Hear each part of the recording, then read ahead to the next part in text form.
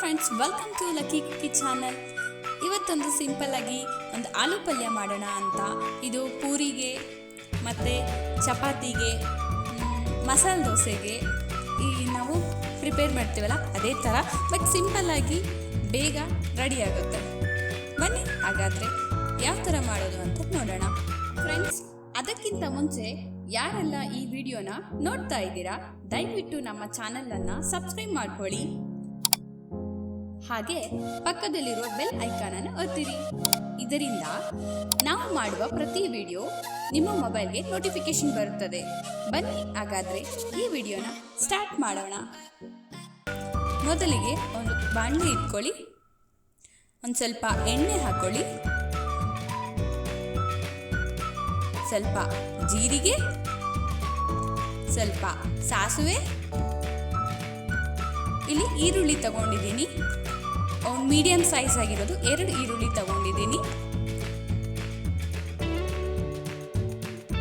ಇಲ್ಲಿ ಖಾರಕ್ಕೆ ನಾನು ಒಣಮೆಣಸಿನ್ಕಾಯಿ ಯೂಸ್ ಮಾಡಿದ್ದೀನಿ. ಒಂದು 3-4 ಸಣ್ಣದಾಗಿ ಮುರಿದು ಹಾಕೊಂಡಿದ್ದೀನಿ. ಸ್ವಲ್ಪ ಕರಿಬೇವು, ಇಷ್ಟನ್ನು ಹಾಕಿ ಮಿಕ್ಸ್ ಮಾಡಿ ಸ್ವಲ್ಪ ಬೇಯೋದಕ್ಕೆ ಬಿಡಿ.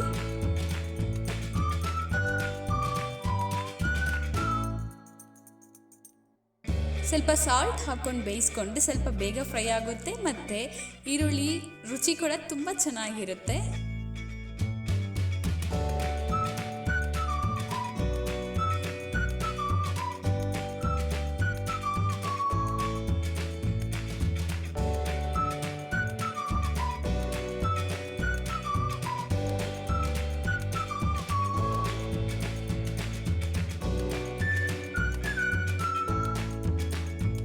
ಸ್ವಲ್ಪ ಈರುಳ್ಳಿ ಬೆಂದಾದ್ಮೇಲೆ ಸ್ವಲ್ಪ ಕೊತ್ತಂಬರಿ ಹಾಕೊಳ್ಳಿ.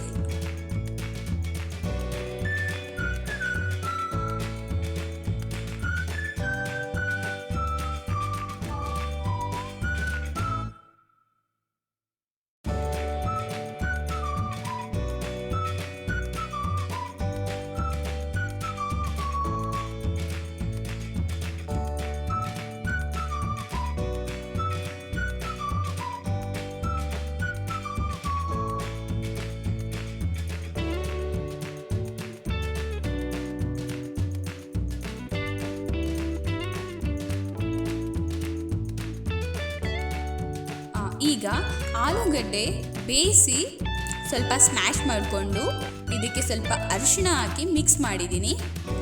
ಸೊ ಇದನ್ನು ಈಗ ಬಾಣಲಿಗೆ ಹಾಕ್ಕೊಂಡು ಒಟ್ಟಿಗೆ ಎಲ್ಲ ಮಿಕ್ಸ್ ಮಾಡ್ಕೋಬೇಕು.